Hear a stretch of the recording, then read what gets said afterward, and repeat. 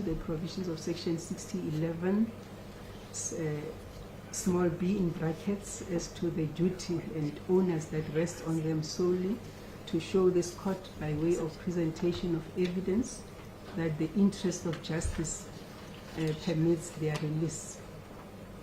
In addition to that, the parties submitted before court in presentation of such evidence having allowed the applicants to do so as the provision is stipulated, Exhibit A, B, and C, in respect of the applicants that are standing before court, and in whose respect the application is not opposed by the state.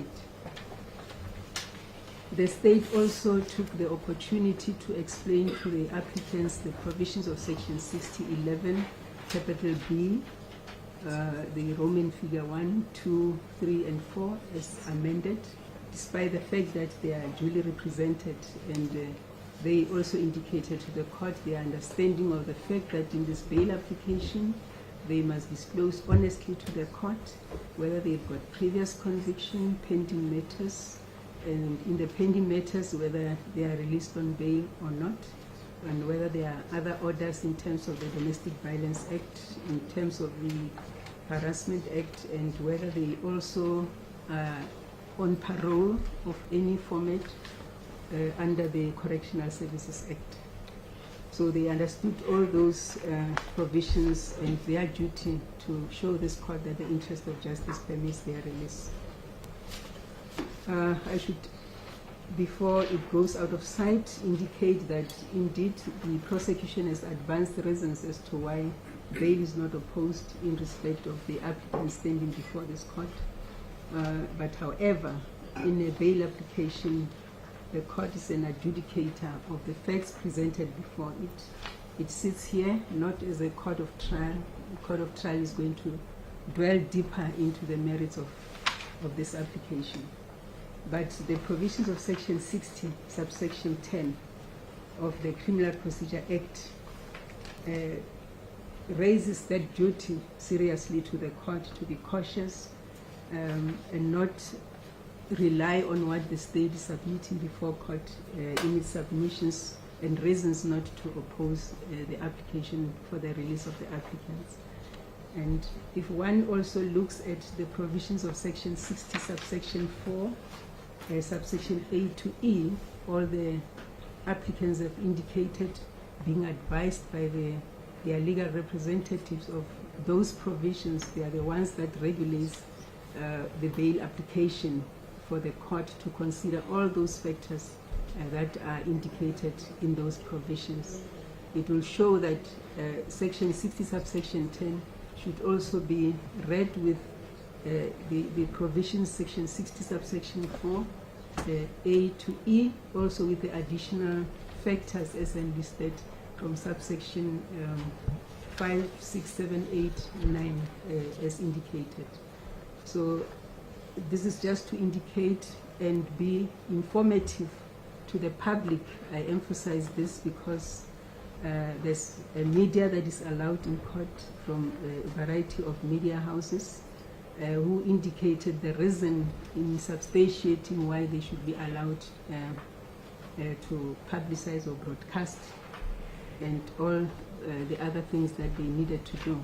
The main reason is also based in respect of our Constitution Act 108 of 1996, the right of the knowledge of what is happening in court is embraced in our Constitution Act, so that the public should know as to what is to be considered in a bail application and not apply their own reasoning as to how the application is dealt with by the courts when the court delivers judgment and releases the applicants or not in a bail application. It is done in terms of the provisions of section 60, subsection 4, and the court should apply its mind carefully to those factors and apply them accordingly.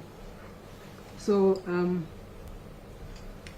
the court should have to deal with Exhibit A and Exhibit B that relates to Applicant 2, Gariso Patlani, and also Portia Dibuo Patlani as applicant number 4. Mr. Dubusi asked me to, when dealing with the evaluation of the factors as stipulated herein, to read them both because they relate to each other, as it has been explained. That is, applicant 4 is the parent to applicant number 2, as indicated in Exhibit A. And the court should be guided by the provisions of Section 60, subsection 4. I will just, for the record, read them because a summary of them, not in their entirety, because all the applicants are knowledgeable of that, and hence they have been read into record of court, been cited from their applications per se.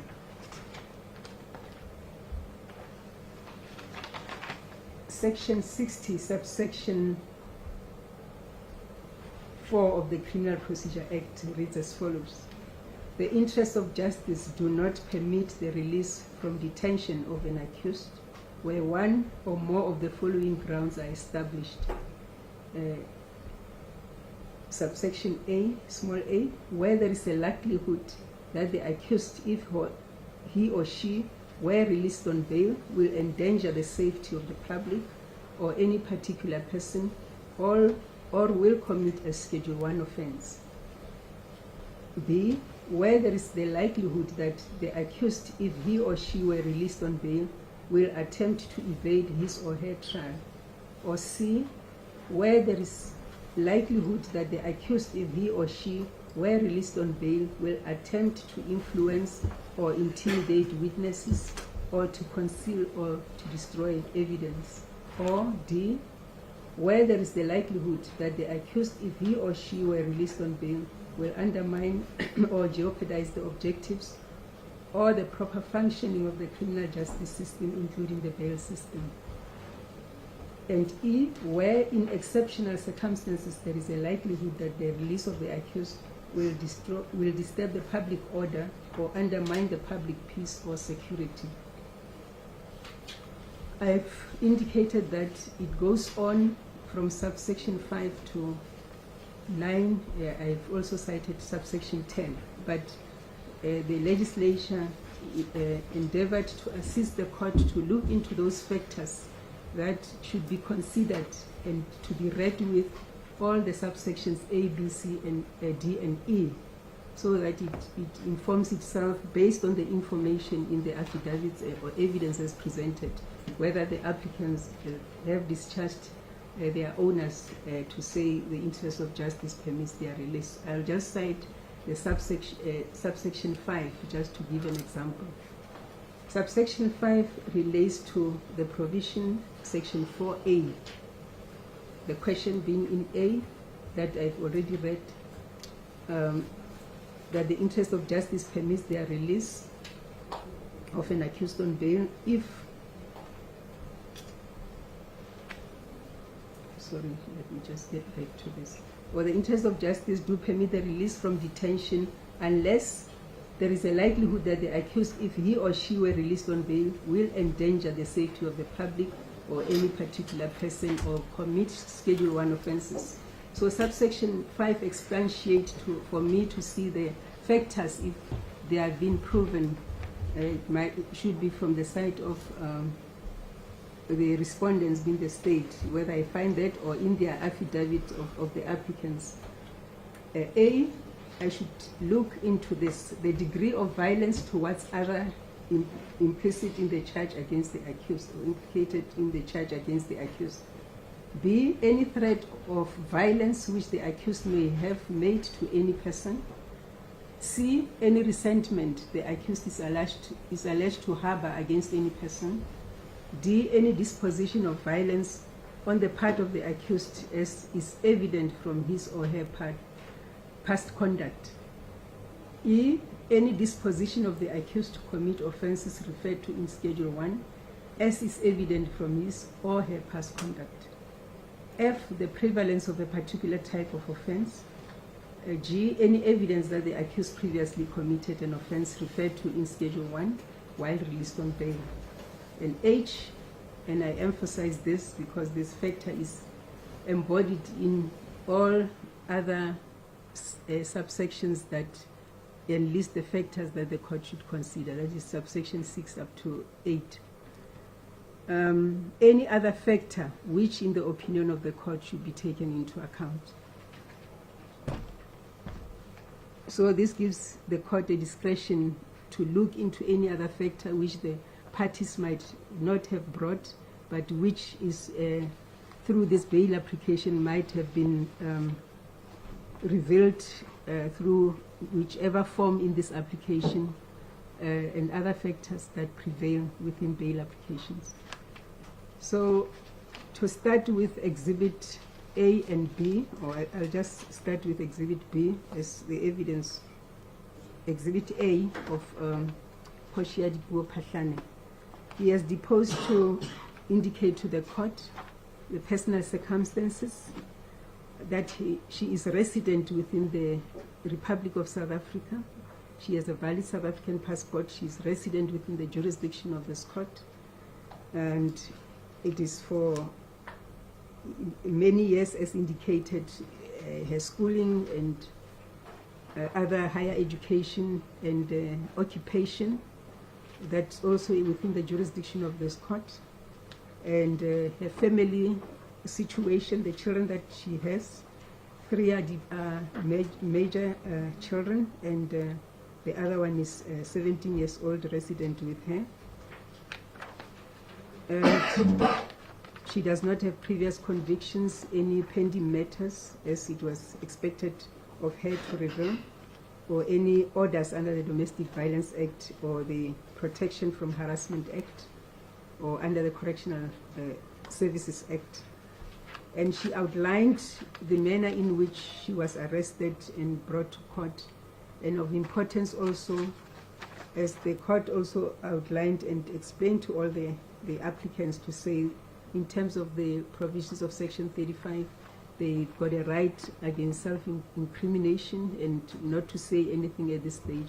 But she outlined, in terms of paragraph 3.3, her intended plea, and it runs from page 5, paragraph 3.3 up to paragraph, or on page 6, that paragraph 3.3 runs to page 6, to outline as to how she responds to the allegations against her.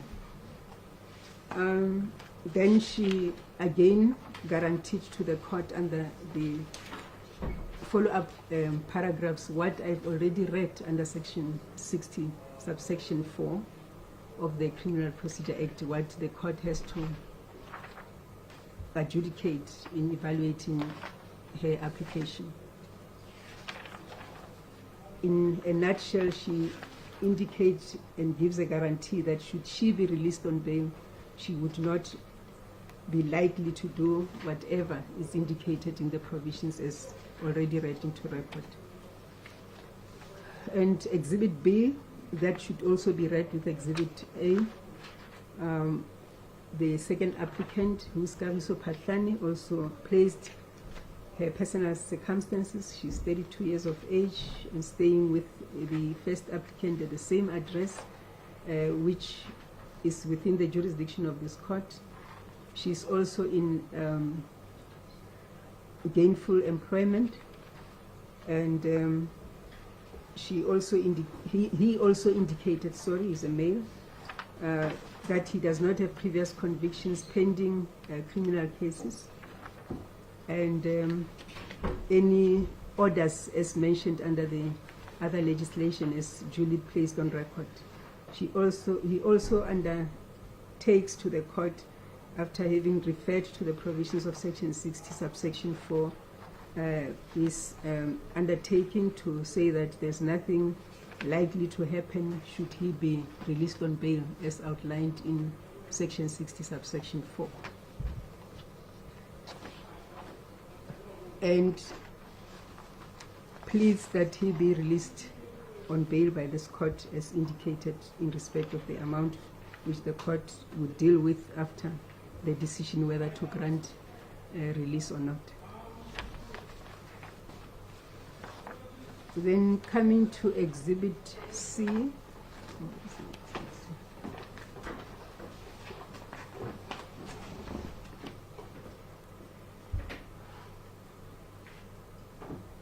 I will have to deal also with the third applicant in this matter, whose bail also is not opposed by the prosecution. He also outlined his personal circumstances: 49 years of age, resident within in the address as given on record. It's also within the jurisdiction of this court. And he has got a passport and has no objection in hand in same, and remaining silent in as far as the presumption of innocence explained to him is concerned. He also indicated the manner in which the police communicated to him during arrest, and he also, in terms of section 6011B, discharging the onus that is solely lying on him, referred to section 60 subsection 4A to E of the Criminal Procedure Act, which factors I've already read into record of court. But of importance, he indicated that he guarantees, as a father and business person with employees that depends on him, he would not jeopardize the criminal justice system or the bail system by becoming a fugitive from justice. Without burdening this record of court, the provisions of section 60 subsection 4 were duly addressed into this record by the applicant herein.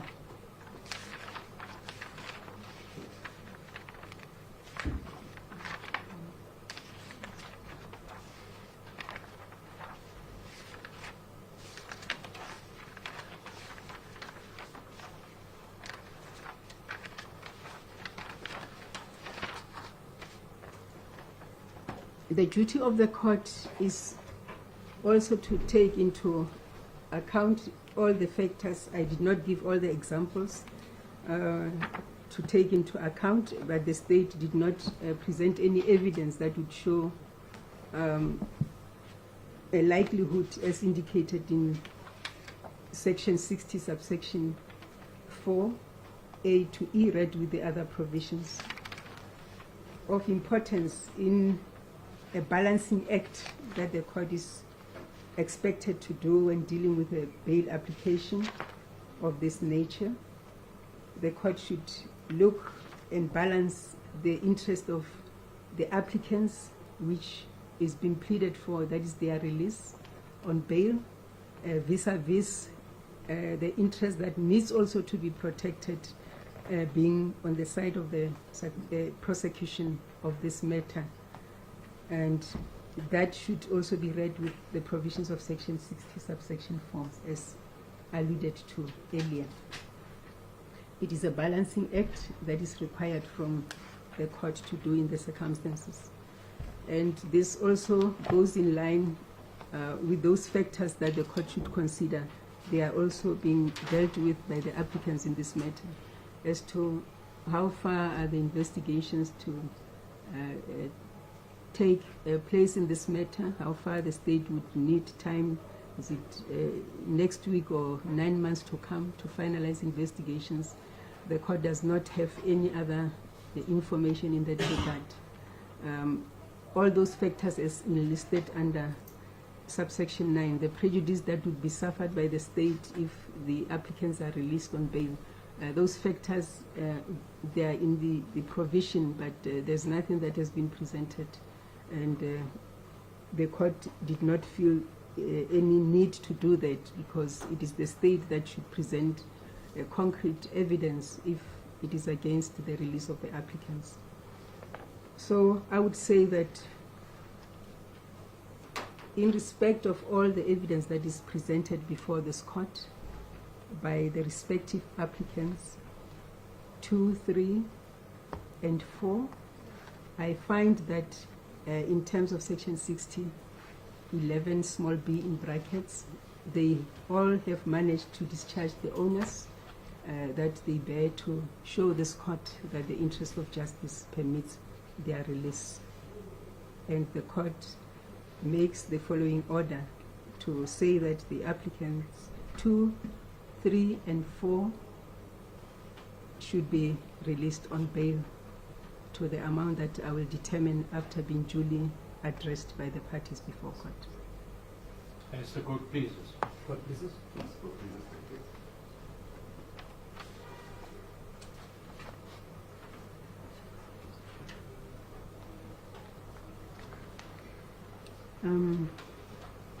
Yes, Mr. Duplessis.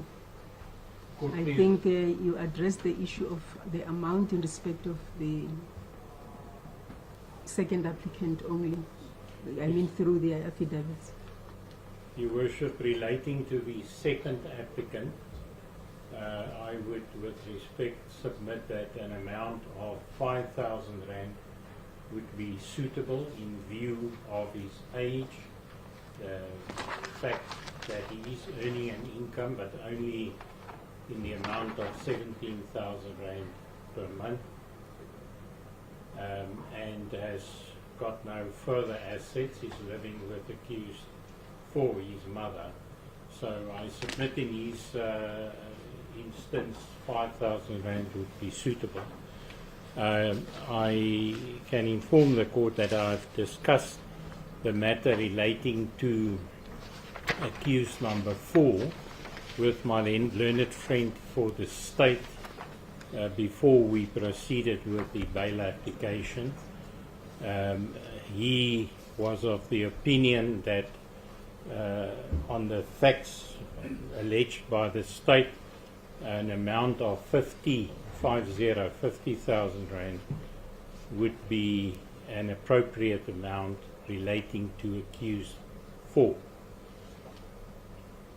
In my view, the amount is quite high, but after considering all the factors, including the amounts allegedly involved here and the position of the accused before court, I will also submit to the court that an amount of 50,000 would be suitable. For number 4. And relating to accused 4.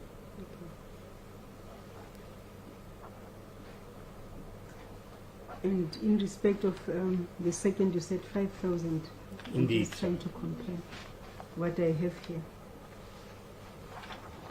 I may also mention that my learned friend for the state also in our discussions mentioned that in his view 5,000 rand relating to accused 2 would be a suitable amount, but he can just confirm it if he agrees with that.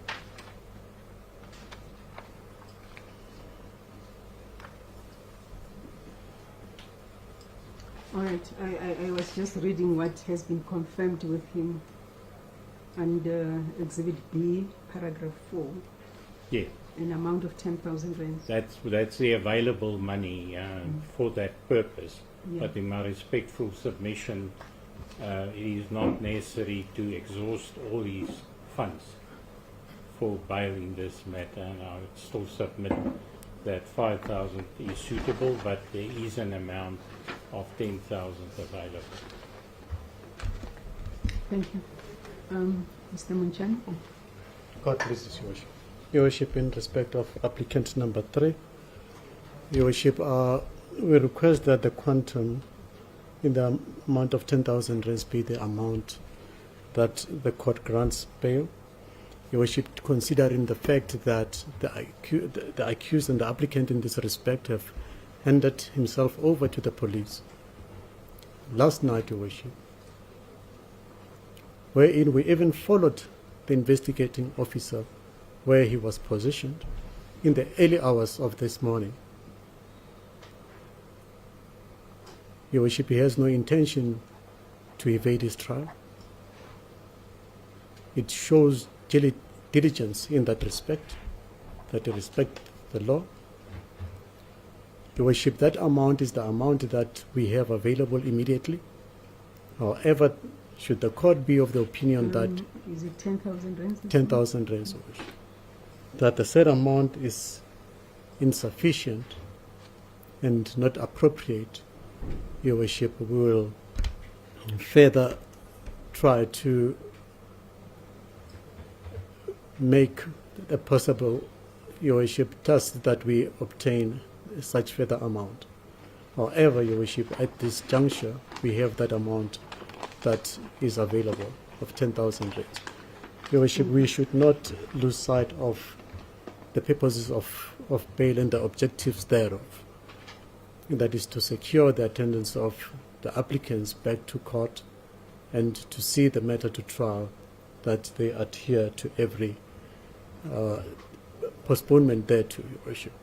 Where in Your Worship it shows by his volution to submit himself to the police for the arrest, Your Worship.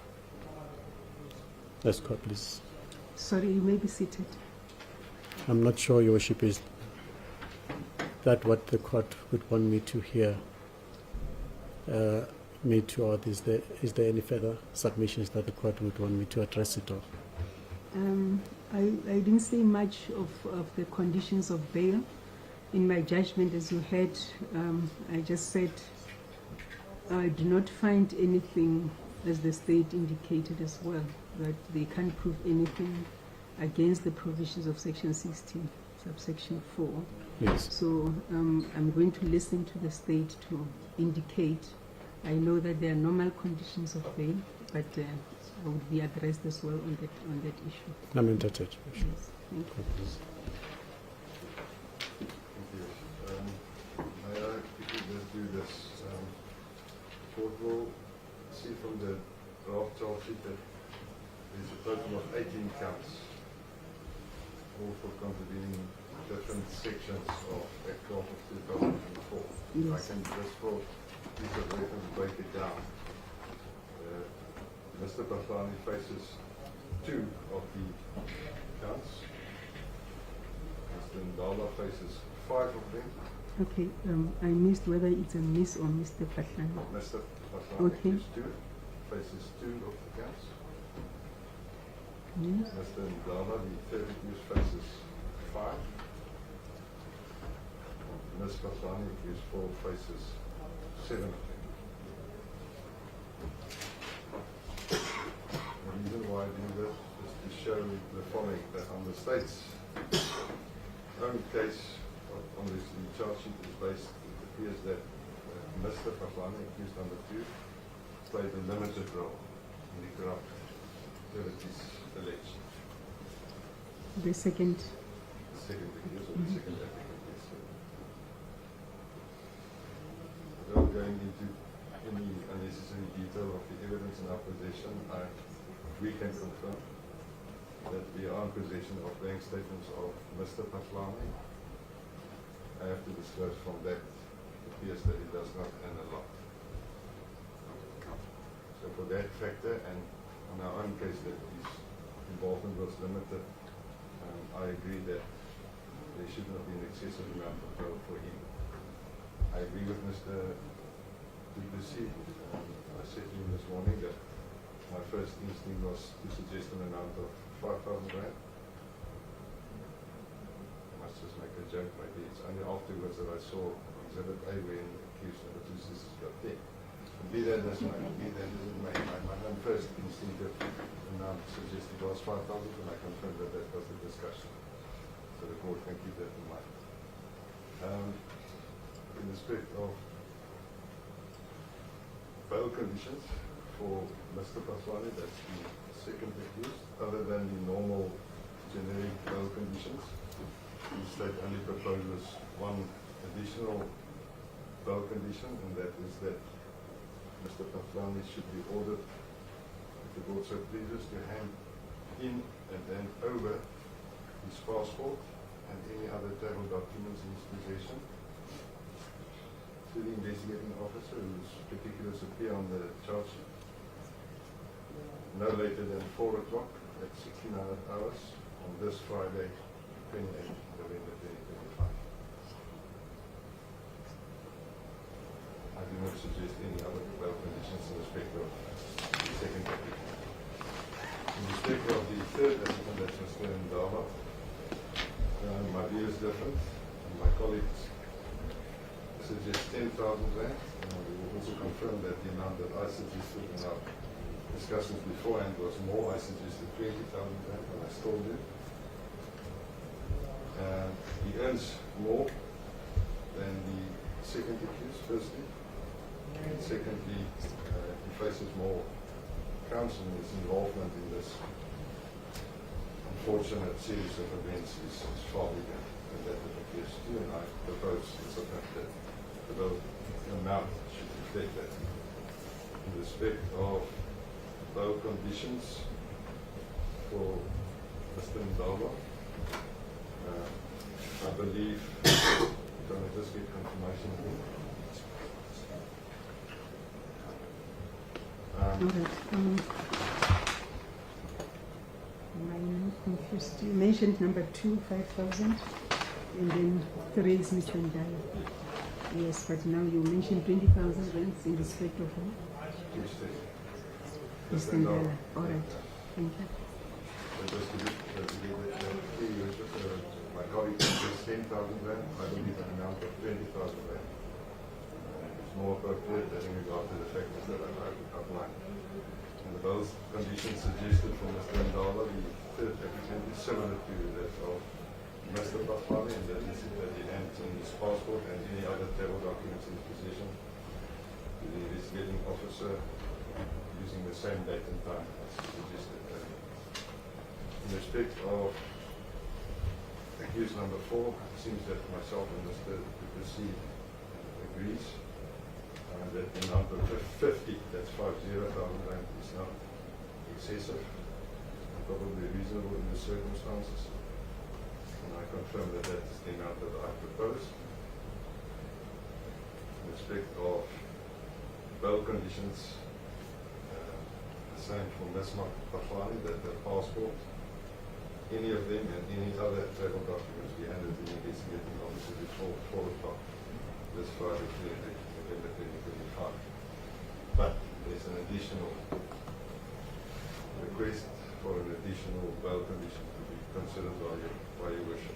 And I submit that in the circumstances it is a reasonable condition. And that is that the accused would be prohibited after the release to enter any of the buildings or offices of the High Court South Africa Division in Pretoria. I remind everyone that there are 2 buildings, the so-called Palace of Justice, that's the old building, and the new building. I'm referring to both of them.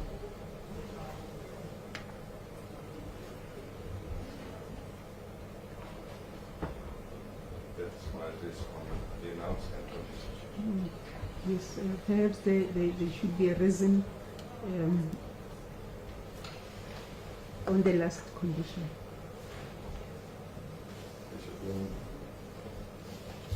When the matter is postponed against accused 2, 3, and 4, I will inform you, Worship, and maybe I can start doing so now that there's outstanding investigation.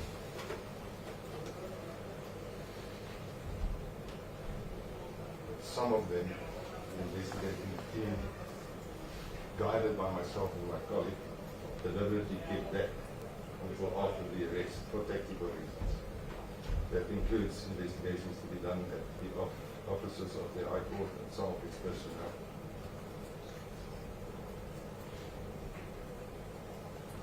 And that would include documents, information, and witnesses that the fourth accused will have access to, which is allowed to enter that building.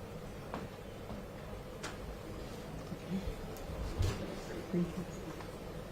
Any reply on the conditions? And perhaps, I don't know the amount, it seems to be Yes, addressed already.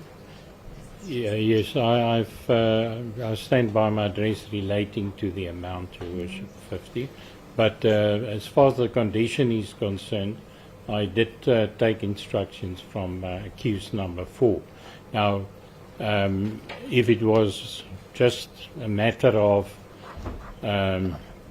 without any motivation wanting such a condition from our Leonard's friend for the state side, I would have opposed it. He has explained the reason for that to me as well. So we will concede to that at this stage, to that condition being imposed. But obviously the investigation that's needed should be carried out so that if on a future date the accused number 4 has any reason to have to go back to her office, that we can approach the court to amend this condition. So it's not an open-ended concession. My learned friend will let me know as soon as that part of the investigation is finalized, and then we will approach the court, if so instructed, to amend this condition. Court, please. May I be addressed then by the third and God pleases Your Worship. the accused legal representative, Mr. Manjani? God pleases Your Worship. In respect of applicant number 3, we have no objections to the proposed bail conditions by the State, Your Worship.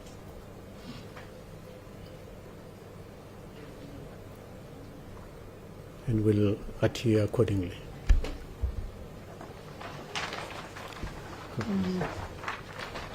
I think that it's necessary for us to take a convenience break, and during that break I will prepare the conditions of bail.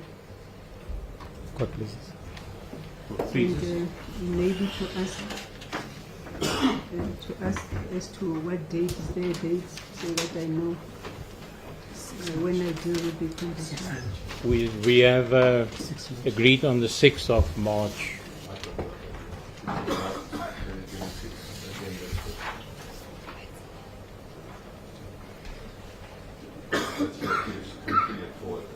Yes. You confirm for number 3 and 6th of March. We do confirm.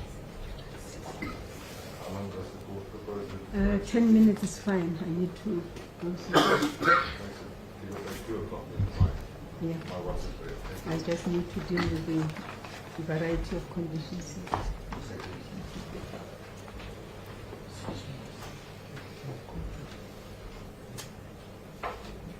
Yes.